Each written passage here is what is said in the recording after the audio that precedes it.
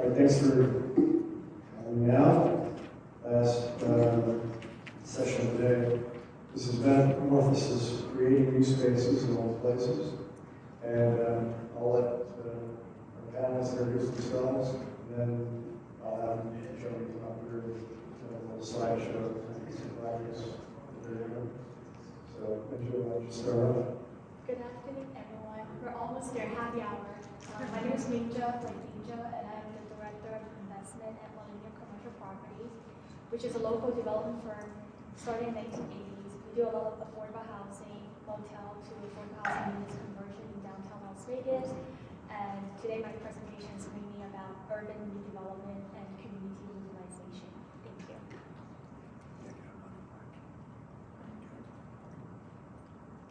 Hi, my name is Kelly Farrell. I'm based in Los Angeles and I lead Gensler's residential design practice around the globe.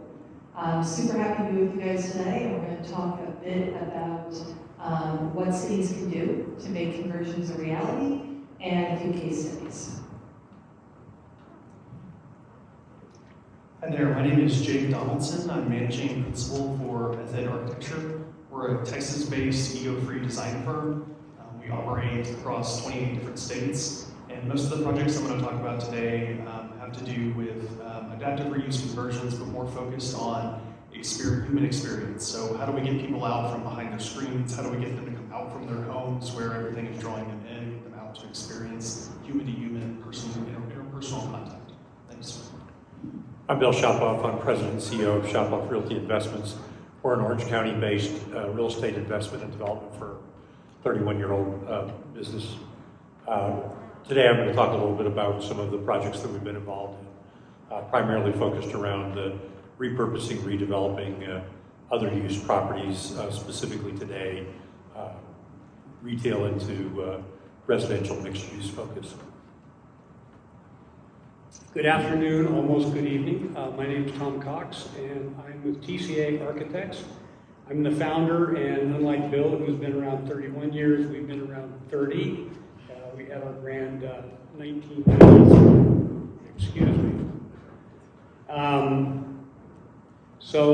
We are focused on residential primarily. We operate in the western U.S., Hawaii. We've done work on the East Coast, primarily multifamily, and we do a lot of residential conversion from office.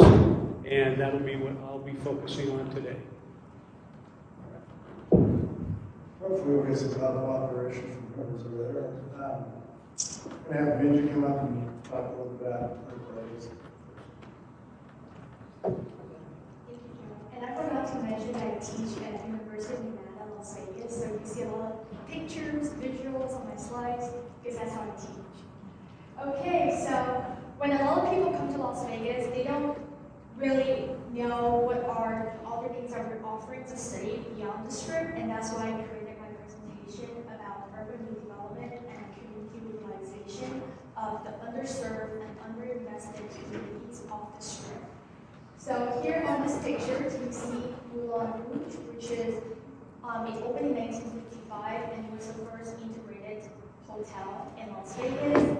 And here is the historic west side, the picture on the very right-hand side. And here is the next slide. This is the redevelopment area plan produced by the city of Las Vegas. And today we're going to focus on two specific areas. The circle in the blue one is the historic west side redevelopment, and the one in the red is the Symphony Park redevelopment in downtown Las Vegas. So it started in 1931 when Nevada legalized gambling, and in 1929, that is when Hoover Dam started construction, and we started to see a population growth in Las Vegas. And in the 1950s, there was the Black community, when they were trying to apply for business licensing from the city of Las Vegas, the city council told them that you guys need to move to the west side of the rail track. You cannot come to downtown Las Vegas to start your businesses. So because of the segregation in the 1950s and 60s, the Black community were kind of forced to live and start their businesses and family in the west side of the railroad track. which is today's historic West Side. And on the picture on the left-hand side, you see Sammy Davis Jr. So I'm sure everyone here heard of the Rat Pack. They perform at the Sands on the Las Vegas Strip, and he was probably one of the most famous entertainers in the country at the time. He was allowed to perform on the Strip, but he was not allowed to stay in any of the hotels on the Strip because he was black. So he had to stay in the west side of the railroad track, which is the historic West Side. And here's the historic West Side redevelopment area in downtown, which is on Charleston and I-15. And then all the pictures on the right-hand side, those are some of the historic pictures, and some of the pictures is what this area looks like in today. And this is the 100 Plan in Action produced by the City of Las Vegas. It was passed in 2016 by the City Council to designate this area as a redevelopment area and put public and private partnership strategy together to incentivize private developers to come to this area to create housing, grocery store, mixed-use, ground floor retail, job center, and workforce training programs. And this is part of the plan that the city wants to build new housing that supports a sustainable neighborhood and to create equitable development in this area. And they also have education and workforce training programs for these residents in this community. And the city just opened an urban farm 2 months ago. This is funded by the MGM Foundation funding, and the farm will be open to the public later in the fall when you see fresh fruits and vegetables grown in this area. And the picture on the bottom left-hand side is the West Las Vegas Library that the City Council has approved the funding to develop this project last month.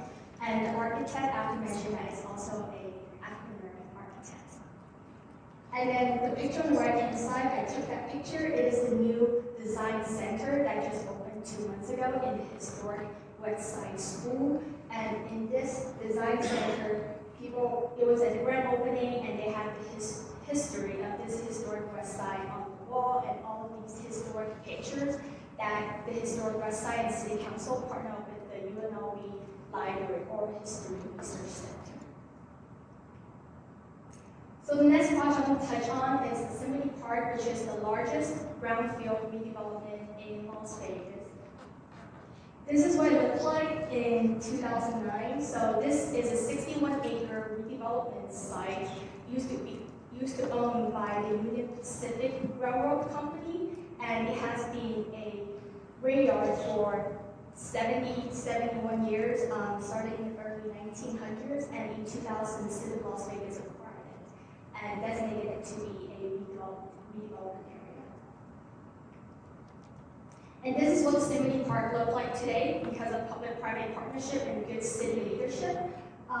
It's been through the ups and downs. It survived from 2008 recession. For those of you who remember the great financial crisis in 2008, a lot of the development stopped in Las Vegas, including this project. The City Council purchased this site in 2000, and the 2008 market crash basically stopped the redevelopment plan.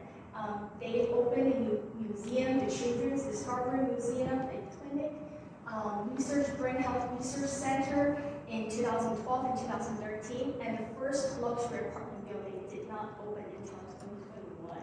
So it has been a 20 years roller coaster of this redevelopment project. But now if you go to this area today, they're having a lot more up and coming projects in this area. And it created economic impact. The Smith Center for Performing Art also opened, and they have the performing theaters, concerts all the time in Yosemite Park. The Discovery Children's Museum also hosts a lot of community events to engage the community in these redevelopment areas. And looking forward, we have a 22-story high-rise condo that just announced last month by Southern Land Company, which is a luxury multi-family development company.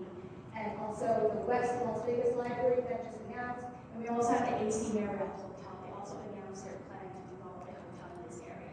So there's a lot of up-and-coming exciting projects in downtown Las Vegas. If you haven't been yet, please go out of the strip and check out what's happening in the surrounding areas in Las Vegas. We have a lot more to offer as a city. So, thank you.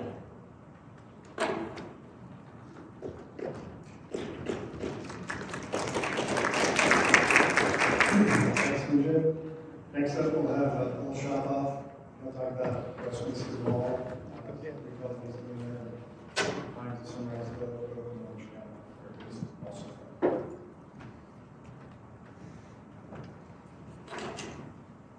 Yeah, I want to talk a little bit about a couple of our projects. This is a mall that was thriving when it was built 50 years ago in Orange County. It is now not thriving as many enclosed malls are, and at least it's not just this story. This is something that you're seeing around the country, but I thought it was a good example of something we're working on currently. So you've got about a 90-acre site right on the 405 freeway in Orange County. For those of you that don't know Orange County, or even if you do, I'll just reiterate the fact that the county's largely built out, yet it has need for more development, more housing, more of all types of development. And so that requires going in and repositioning and looking for new uses. So that's what brought us to this site, was large-scale site, well located.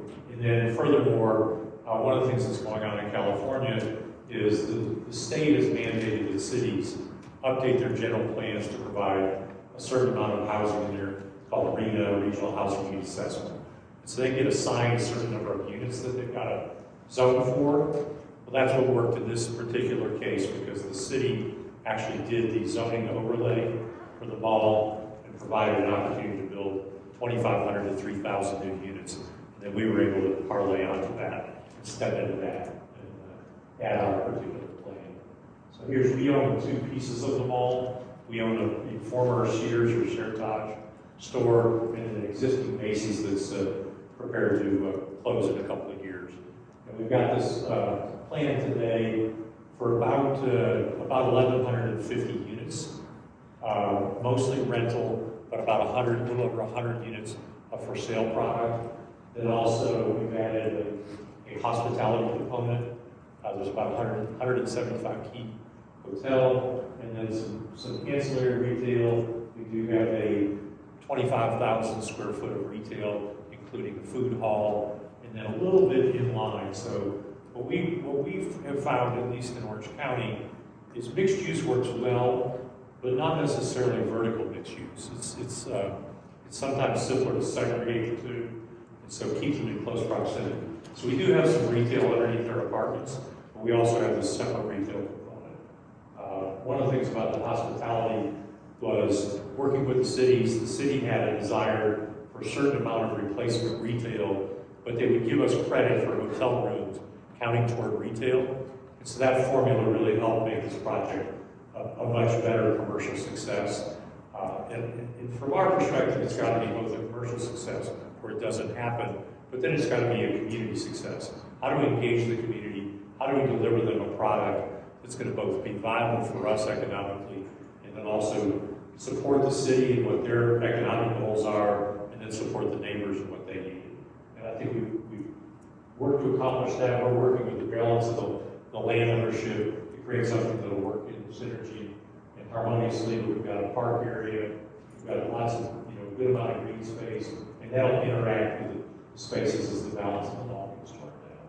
Here's some of the imagery, a couple of the apartment buildings on the upper left and upper right, our food hall down in the lower left, and then our urban park, 2.5 acre park, to bring some place for people to get back together in this area. Remove 100 acres of asphalt and concrete. This is another example of a project that we've also undertaken in Orange County, a little bit smaller scale, but a similar concept. This is about a 12.5 acre site. It's a former neighborhood shopping center. It had, at one point, it had the local drugstore, and it had the local grocery store. Both of those have failed over time. By the time we acquired the center, it was about 40% occupied, and it was really a blight on the neighborhood.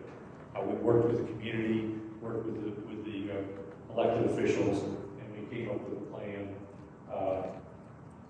And that's the rendering of what we'll do there, which will be 113 for sale homes, both small lot, single family, and then some townhome product. And then we kept the corner retail component of the project. So working with the neighborhood to get those things that they wanted, also using some of the new state law in California. I'm not going to go through the whole alphabet soup in California, but there is one law called AB 2011, and that allows you to redevelop properties from commercial to residential and basically bypass some of the planning process. You don't have to go through an environmental impact report. It really kind of ties the city council's hands, and they would have to approve the project. So in this case, we had looked at a plan that could go under the AB 2011, and it would be much denser. We could have done about 864 apartments. We like this plan. We like the other plan as well. But we thought this was more in keeping and more in harmony with the community versus building 5-story apartments towering over their neighbors. But ultimately, we had to actually show that design to the neighborhood and to the council to kind of win over approval. We went from a very controversial project to neighbor after neighbor speaking in support of the project and the council voting unanimously. So it's figuring out how do you find that commonality. So here's just a site plan on it. As I said, we left a good amount of retail to support the neighbors in the neighborhood. The most important thing was on the hard corner was a Del Taco, and I don't think it's certified historic, but we definitely had to keep the Del Taco. It was very important.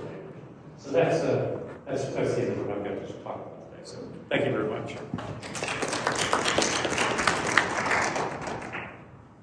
All right, next up, Jake Donaldson, going to talk about various projects and general uses of industrial uses to use others.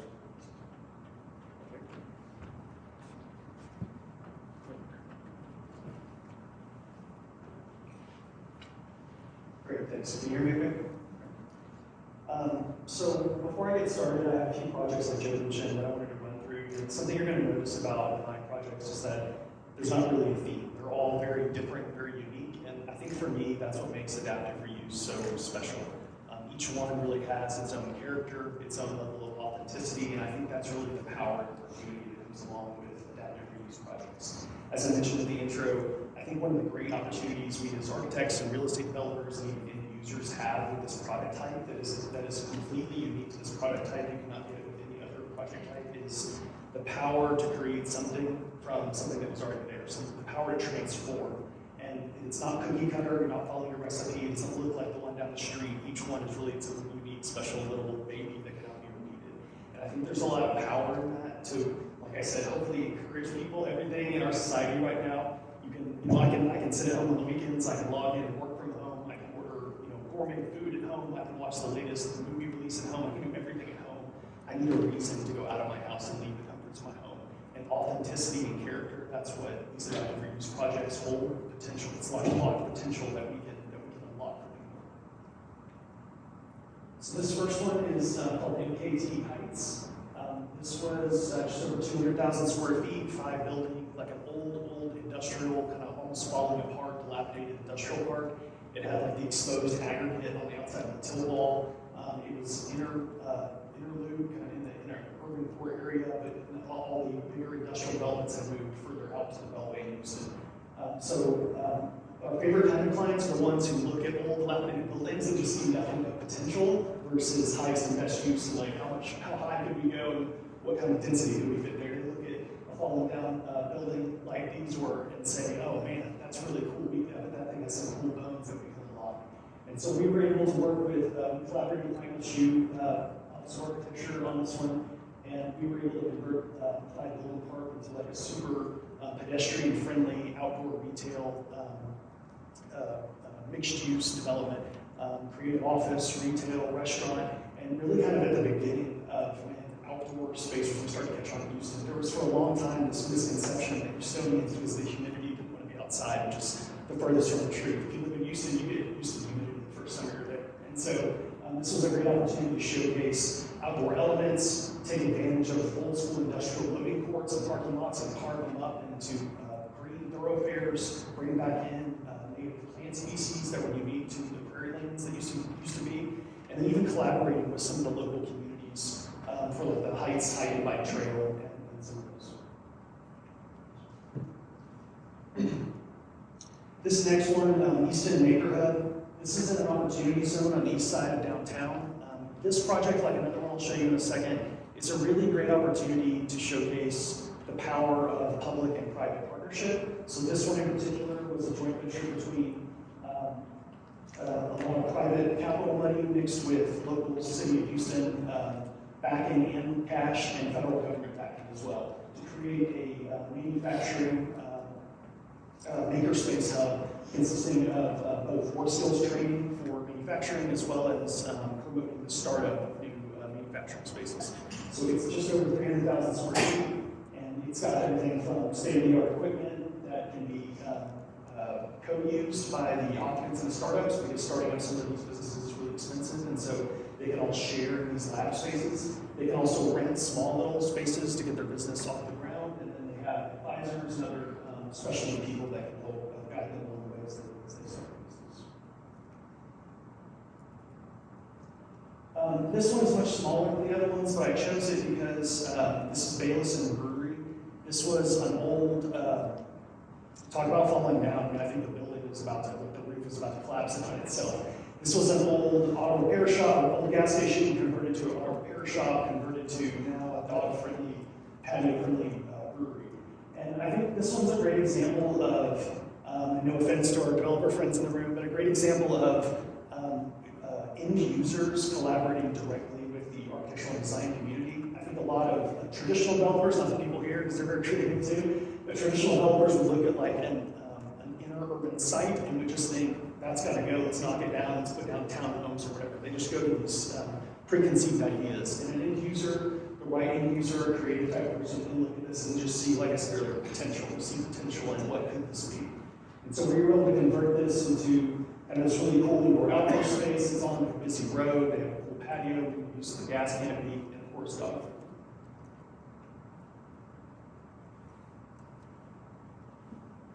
This project, 8200 Washington, or also known as Railway Heights Food Market. This was an old warehouse that was previously used by a flooring subcontractor. It had been kind of scabbed on over the years, so like an old little building that they added on to, like every decade they added 10,000, 20,000 square feet. So just a really ugly mix of different histories and projects types. The levels were all split floor inside, so just a really interesting old building, a lot of cool bones and stories inside of it.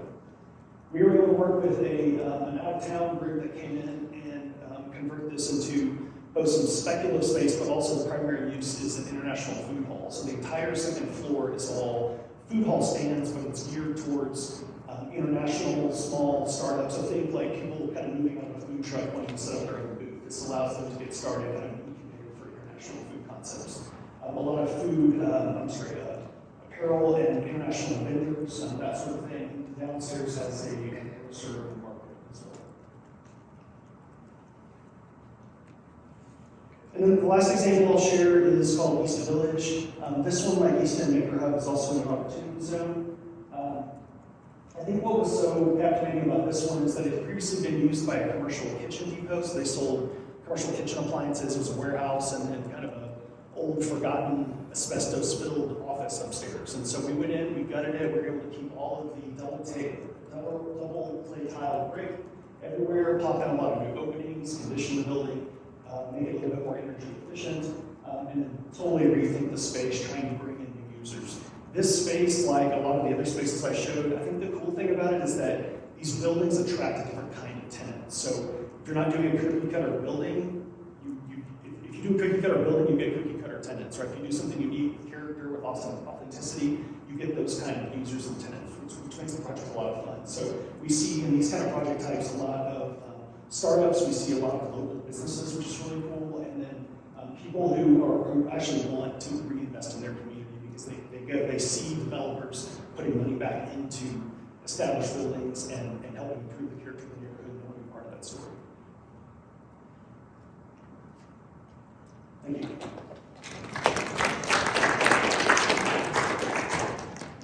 Right, next up, Kelly Farrell will talk about projects that tendering lots to residential, Calgary, LA. Oh. New York.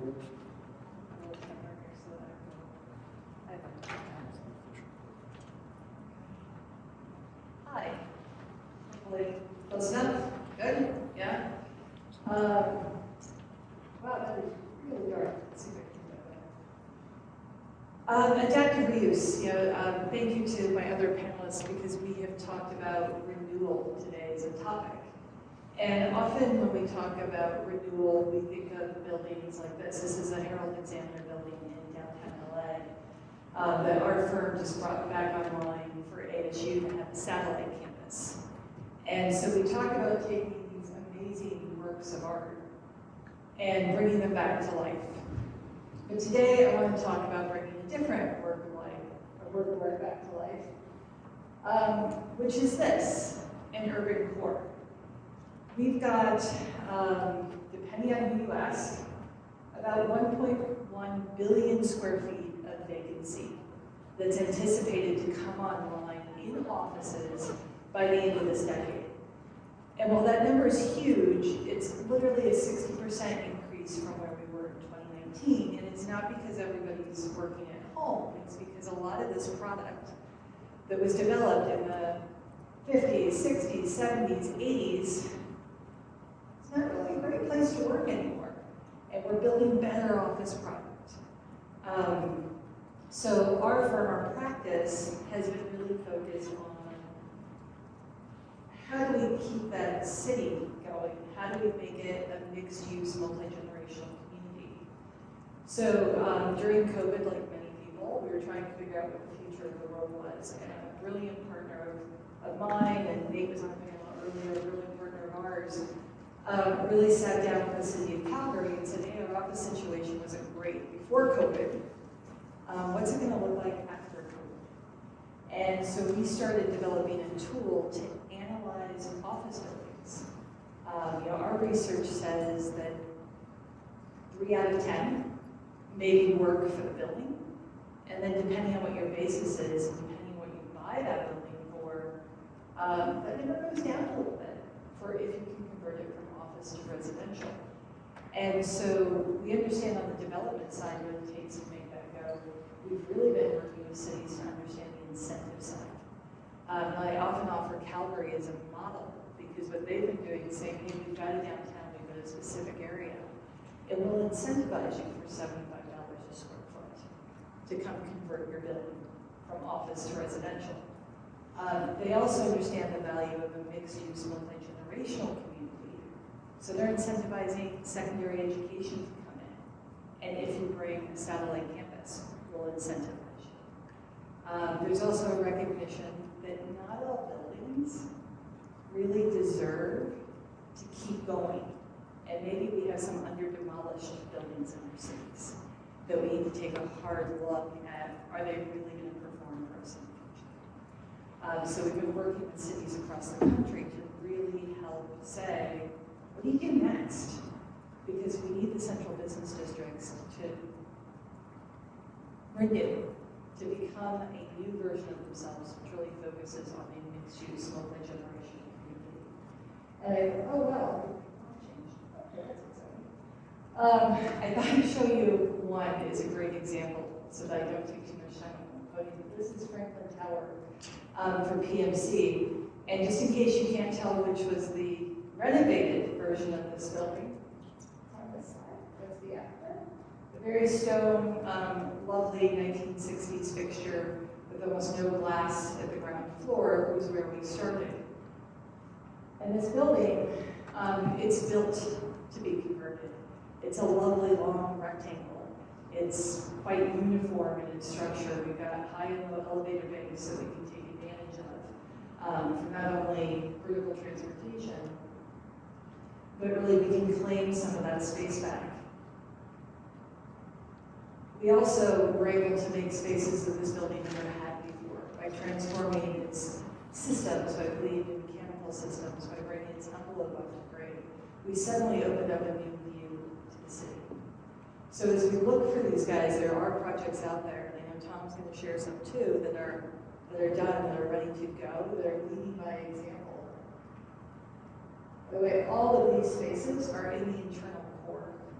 So instead of having an amenities program for residential that sits on a deck, we now have a vertical amenity system that runs through the store. And that's what I have to share with you tonight.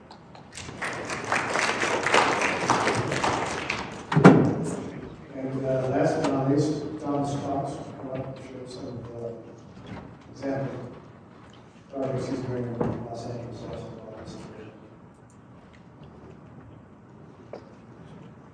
I almost tripped on a sandbag.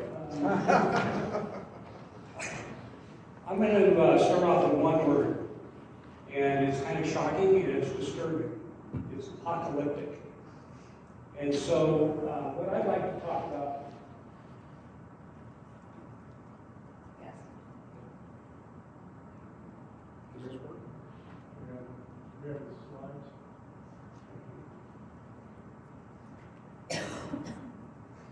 I might have to fake this.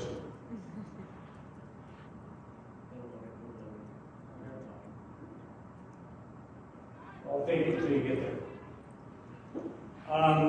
Jamie Dimon, Fortune Magazine, Forbes, even Elon Musk is predicting a sea change, apocalyptic issue, an event coming up in commercial office.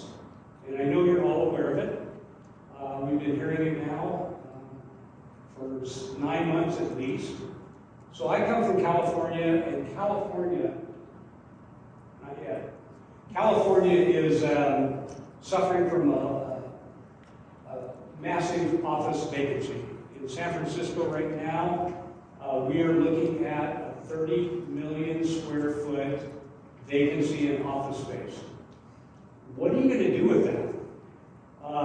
The issue is we don't have enough housing, obviously. Our first contact at TCA was from the brokers. I've got vacant office, I don't know what to do. I don't know what to do without a slide. The second call that we got was actually from the building owners. And the building owners are telling us, I've got a huge vacancy and I don't know what to do. Can you help me? The third call came from the lender. And so what we're seeing now is we're seeing a very large change in ownership of buildings. Lenders are taking back buildings and they're discounting the pricing. And what that's doing is opening the door for some developer clients of ours to step in and consider conversion of office to residential. So in 1999, the city of Los Angeles passed an adaptive reuse ordinance. And that allowed for people to come into the city, take a vacant or near vacant office building and convert that office building to residential. And it overrode all zoning, all environmental, and all handicap accessibility, and allowed for people to then provide housing in downtown LA. If you remember in 1999, downtown LA was a dirge. You would not walk on the streets. It was dangerous. It was scary. That conversion brought 17,000 new residences to downtown LA. It was an amazing change. And we were fortunate, eventually. Okay, so it kind of looked like this.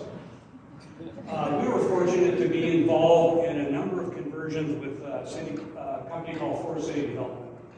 The first one, which is really nice, was the Standard Oil building, 24 stories. We left the bottom 2 stories as commercial retail. The top stories we converted to residential. Wait a minute. Let me go back one. Oh, it's all in some video.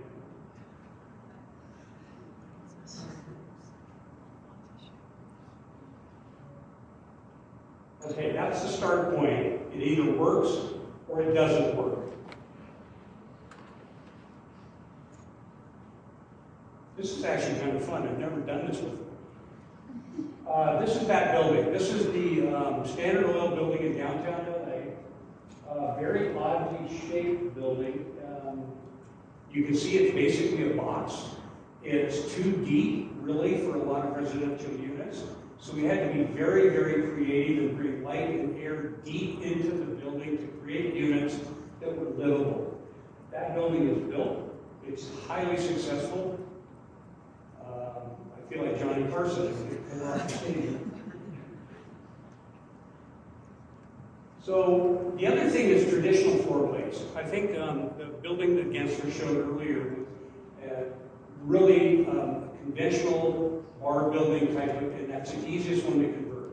They're about 85% efficient. They're extremely easy, not easy, they're difficult to do. But the best Sorry. of the bunch. Best of the bunch. But it's the perfect footprint to do that with. The second building that we converted was not that rectangle. It was not that easy building, but I'll tell you that design and creativity will get you to the end game. This building is 1,100 Wilshire. It's sitting on a 17-story granite garage. It's 34 stories tall, and as a result, we had to become very creative. But the results, as you can see in the lower slides, is we had 360-degree views of all of downtown LA. So part of the question that comes up is, where do you put the amenities? In this case, on 1,100 Wilshire on the left, we had a 17-story parking garage. We were way, way, way over parked for the unit count that we had. And so we went up on the roof deck. We took out some of the parking spaces. We put the pool, the amenities, the recreation, the fitness center, all up on the roof. And again, that 17th floor looks out over almost all of South and West LA. On the Mercury, we had a more difficult situation because we didn't have that roof garage to put our amenities on. So we built a platform on top of the roof and hid all the mechanical equipment. And then we airdropped, literally with a helicopter, a stainless steel swimming pool. We put all of our fitness on the roof. You can be on your treadmill in the morning looking 24 floors to the ground and on a glass wall. Pretty cool space. On Metro, which I don't know where Metro ended up in the slide deck, it's an adaptive, historic adaptive reuse, and it got huge amounts of press at the time because we preserved 100% of the building and it converted to residential. Leasing lobby, extremely important. The one on the far left is the historic adaptive reuse I mentioned to you. And then the other ones are spaces that we created to create that sense of place on the ground level, both retail and lobby and all of that. So I think I've used the time. Happy hour to all of you, and thank you for your patience with the hand puppets. Truly graced under pressure. Okay, let's talk a little bit about what it takes to make these projects happen. We talked a little bit about, not all of these projects are going to obviously work. So what's the first thing that you guys look at when somebody brings you a project? Tom, I think we were talking earlier, and you said, when a bank comes to you, you know it's real. When a developer comes to you, you're not sure yet, I guess. So what's the first thing they ask you? What are some of the first things you got to look at? On adaptive reuse? Yeah. Pretty much the first thing that we get asked is, will it work? And so a key component of this is you've got to have some kind of as-built plans of the building or some leasing plan or something as a start point. And what we do as architects, we sit down and do test fits. We see if we can make it fit. So we can get so many units on a floor, we get so many floors, we've got ground level retail or mixed use or lobby, and we give that to the ownership. Ownership runs their numbers. The second thing we need to do is make sure that the city's going to allow us to do our job. And as I mentioned, LA had the adaptive reuse ordinance. San Francisco is trying just desperately to get an adaptive reuse ordinance. I'm guessing 10 years or so we might get one. And then if the city's up for it, then you have to start your real due diligence. And the real due diligence is structural, electrical, mechanical, plumbing, and the window wall, making sure everything's structurally sound. You can use the mechanical systems, or if you're going to have to replace them, knowing what that cost is. Then you run the performers again, and if it works, you go.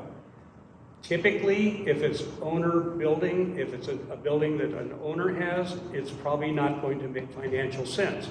You're going to need incentives, and the incentives come from the city, from tax credits, from rebates, anything and everything you can get out of a city in terms of forgiveness for fees even, will help make that work. But we are short in this country millions of square feet of housing, millions of units of housing. And this is one way to make that switch. There's one more thing before I forget it, and I will forget in about 10 minutes, is it's not always all residential. Our office building in LA on 801 South Grand, the first 12 floors of that office building are all office, and that's where we office. The next 12 floors are all residential. Key component, 2 cores. You have a residential core and you have an office core. That building functions beautifully. And the units above, some people live and work in the same building, and it's really another opportunity to make a successful project. So on that subject of cities and you know, depends on the jurisdiction of how friendly they are. Jay, what's Houston like as far as your projects go? If you're not bringing residential necessarily. You won't want to bad about the city, right? Because there's a lot of media in the room. So I was just going to say that, I mean, I think my kind of BS test for a client when they come to us first is, do they have a realistic expectation around that it's going to take more time and cost more money than if they just were to write the site clean and do it from scratch. And then the next major component, to go back to your question, is do they have alignment with the local jurisdiction? Like, is there an aligned incentive? Does the city also want them to redevelop it, or is the county, or is there a federal entity involved that would benefit somehow? And if so, that's usually a good positive indicator that you can get all the cats herded on the same page. Okay. Bill, you talked a little bit about some of the, I guess maybe a little bit of horse trading you did on the Westminster Mall project. It sounded like you did a market study, the city didn't, when discussing how much retail should be there. I guess give and take is part of that process in many cities, right? Yeah, I think one of the things is that to make these projects work, you've got to come to, you know, how do you find that happy medium between, you know, we know best because we're developers, and they know best because of the city, and you know, we could butt heads and we could try to convince them we're right. You know, we did in Westminster. We actually brought forth economic studies by, you know, well-regarded, you know, economists that actually do studies for cities, and we brought market research studies saying, you know, the area is simply over-retailed, but there's no overcoming, particularly in Orange County, not that it's completely unique, but Orange County is a little bit unique because there's no downtown in Orange County. In Orange County, California, it's 36 different municipalities that make up the county, and no one is dominant over the other. And so if you happen to be, in our case, in Westminster, and next door is Huntington Beach, and Huntington Beach had already redone their mall, and the only thing I heard from the politicians was, we want it to be like Bellaterra. Well, all the tenants that wanted to go someplace are already at Bellaterra. So you couldn't make it like Bellaterra because it was already done. So we had to work with the city, and they had this idea that, yeah, we wanted to embrace housing. In fact, they wanted to embrace housing at you know, types of product that didn't really function, because they originally brought forth a specific plan with like 12 and 15-story buildings, and you know, the reality is in our market, that's just not a viable product. It could be, you know, in the right area, but not in rents or sales prices just aren't high enough to support the construction costs. So we had to go back to them and say, well, you know, we need more land mass to get you the density. And so, you know, they came back and said, we want 600,000 square feet of retail. We're at 1.3 million. It was just an arbitrary number. We could fight with them, but we did try to argue our point. And ultimately what we did was we went back and negotiated and said, great, you also want hospitality. Hospitality generates per square foot more revenue for the city than retail does. And we actually got them to agree to say that each unit of a hotel room equaled 1,000 square feet of retail equivalency. So the value proposition for us as developers was we could build a 4-story, in our case, we're about 175 key hotel that takes about 2.7 acres and it fills 175,000 square foot of need. If I did that as surface parked retail, it's going to take 17 and a half acres to do that same retail equivalency. So, with a little bit of grace and a little bit of working with the community, we were able to make literally a sleight of pen. And they got their 600,000 foot number, and we got a viable mathematical formula to a viable project. It's a long answer to your short question, but it's always give and take. In the other community in Fullerton, it was going through this AB 2011 process and saying, carrot, stick, and not in a harsh way, because I don't think you want to, as a developer, I can't win that way. I can win, but I'm only going to win once. I have to have a relationship with these municipalities, particularly, like I said, because of the numerous different municipalities. They all know people at the other towns that we work in. And so I need to make sure that I've left with a good record so that they can call the last place we did business and say, these are good folks, you want to do business with them, they will do right by you and your community. So I think that's some of the things that we're seeing. I didn't really touch on it because I know that it was going to be talked about, but I could get on the office bandwagon. We don't have too much. But if you're not writing about that, you're missing a big story. That's what I'll tell you. Kelly, you can talk about it. I guess if you run into some of those same situations with your office to residential conversions, or is it a case where cities are coming to you and saying, we want to do this, and it's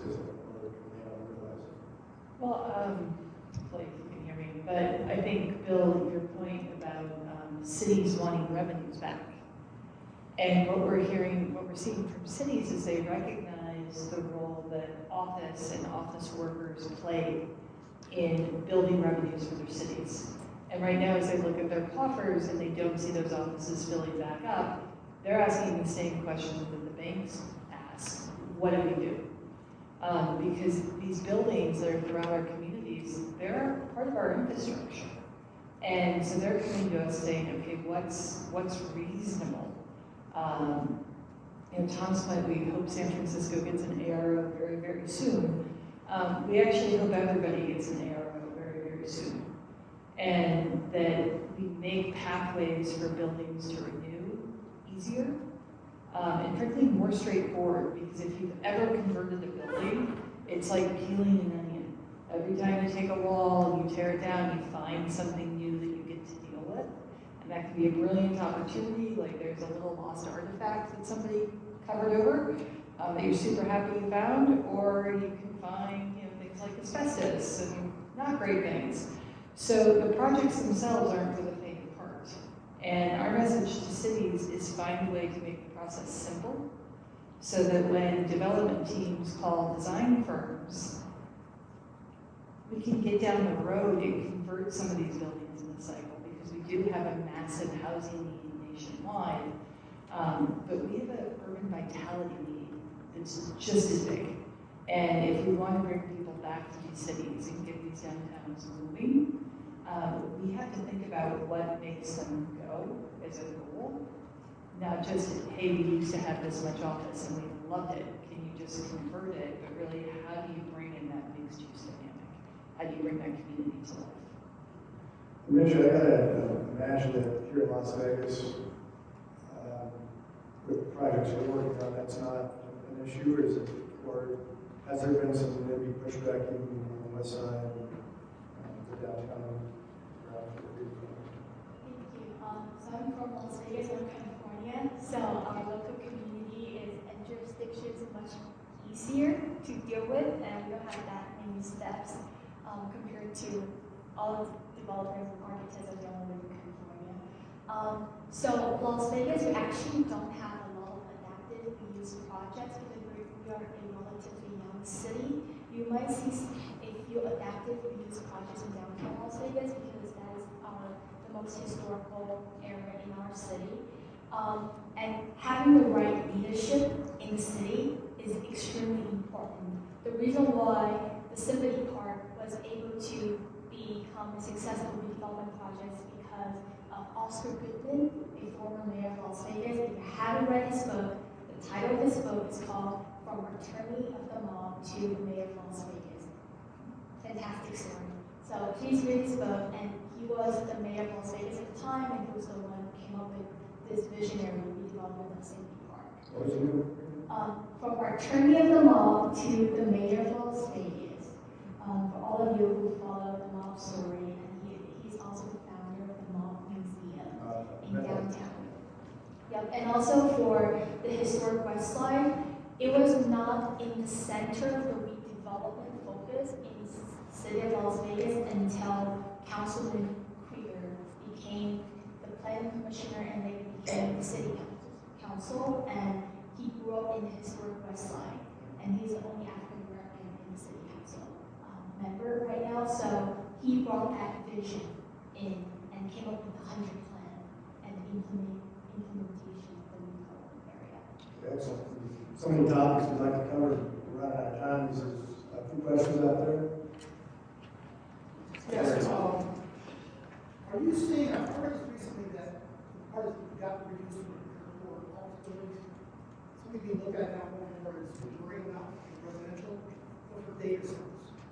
Are you seeing that break out because of the return on investment so much greater, but also exposure to cloud computing, the need for data centers exploding nationwide, but building these data centers at the last mile office, So suburban type office or maybe, or basically an office tower, put it a data center. are you guys hearing about conversions to data centers? We've seen some conversions to data centers. It's got to be the right floor-to-floor heights, quite frankly, to make it work. But I think part of what we discussed in this panel really last week before we got here was it's just not residential for these buildings to have a future. And frankly, to hit some of the sustainability goals that cities are putting out, these buildings, some of them need a future. We've got to look at more things than just residential. We're seeing hotels convert from office, so office to hospitality, office to data center, office to education, are probably the big ones that we're seeing come through our practice. Okay. I had a question for Mr. Shopoff from the Orange County Register, so it's a local question, but are you having to coordinate at the Westminster Mall with any of the other three owners to make sure that your plans don't duplicate with each other or you don't compete with each other? Of course, the question was, are we cooperating with the other ownership of the mall?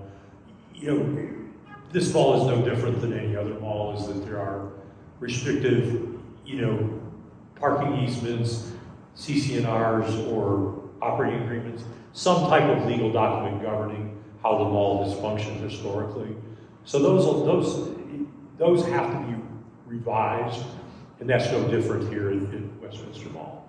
So the mall today is comprised of ourselves, Washington Prime Group, and then actually Kaiser Permanente, and one other group. So there's actually 4 ownerships. The other 2, Kaiser and the other group, aren't part of the REAs, so our primary interaction is with Washington Prime Group. And it's everything down to amending legal documents, but it's also working with they've got a tenant, which is Target, that will remain. Target has a long-term ground lease, so you've got to design a project that works around Target for their parking field, but also for, you know, grade changes, because we're going to change grades on the building, and so we've got to move to match with our neighbors' grades. So it's a pretty intricate process to work across ownerships. Okay. Ralph? Yeah, we hear a lot about the conversion of office to residential, and the main complaint that keeps coming up is the excuse why it can't be done is because they say can't get light into the middle of the building because the doorways are too large, too deep. Everybody wants to have a bed, no, a bedroom, no window.